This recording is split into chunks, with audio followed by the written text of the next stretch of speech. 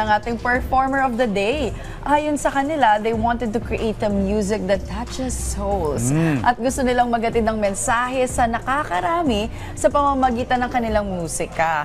Kilalanin po natin ngayong umaga ang Purple Sunday. Welcome dito sa Rise and Shine Pilipinas. Good morning.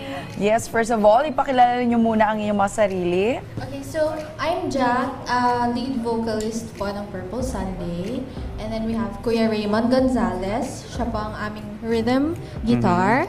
And we have Kuya Edwin Ferrer po sa drums. Alright. And Von Tayag on Bass. And Chris Ferrer on lead guitar. So, And Audrey Goreseto. Baka vocals. Baka vocals. Pero ito, ma'am, kailan nabuo yung inyong banda? Kailan kayo nag-start? actually, nag-start po kami way back 10 years ago na. Tapos nagkaroon po ng mga separate priorities in life. So, nagkahiwalay-hiwalay ng mga direksyon sa buhay. And then, now lang ulit kami nag-regroup ulit. Okay, so ibig sabihin nyo, may sarili-sarili kayong day job. Then Yeah. ito ay passion na tinutuloy nyo lang. Yes po. Okay. Ang ganda, ang galing ng kwento, no? After 10 years, parang na-reignite yung passion, tapos talagang nagsama-sama kayong muli.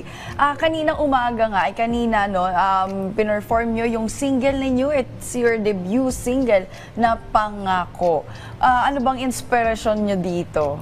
Actually, yung Pangako Mo was written by Kuya Raymond Gonzalez.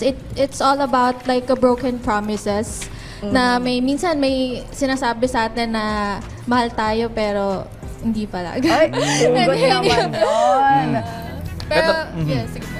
Ito pa, may isa pang kanta, no? Nung career-release nyo lang yung Pag-asa. Yes, second single po namin Pag-asa. So after nung Broken Promises, may pag-asa May May pa. Pag-asa, yes. Ano pala to story at pala, continuing story pala Yes, to, no? totoo. So may mga upcoming events ba kayo na... May sa mga events namin, meron ata kami sa Saturday sa Marikina Ayala Malls. Sa Feliz. Feliz, yes po. Yes. No, iba yun. Feliz, tama? Hindi. Dalawa yung Ayala Malls. Marikina Heights, to be clear. Yes, Marikina yes. Heights. Marikina Heights, Ayala. Ayala. Okay. So yung mga dating supporters ninyo, pwede kayong panoorin muli. Alright. Oh, thank you very much ha sa inyong pagbabahagi ng inyong naging journey. Pero bago yun, AG, baka may mga followers kayo na gustong hanapin kung saan makikita yung mga awitin Yes. ninyo. Meron ba kayong mga Facebook page? yes. Social media accounts. Meron po kaming Facebook page, TikTok, and we have YouTube.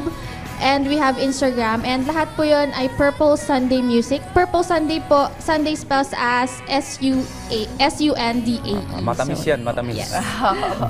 Alright, the stage is yours. Once again, Purple Sunday.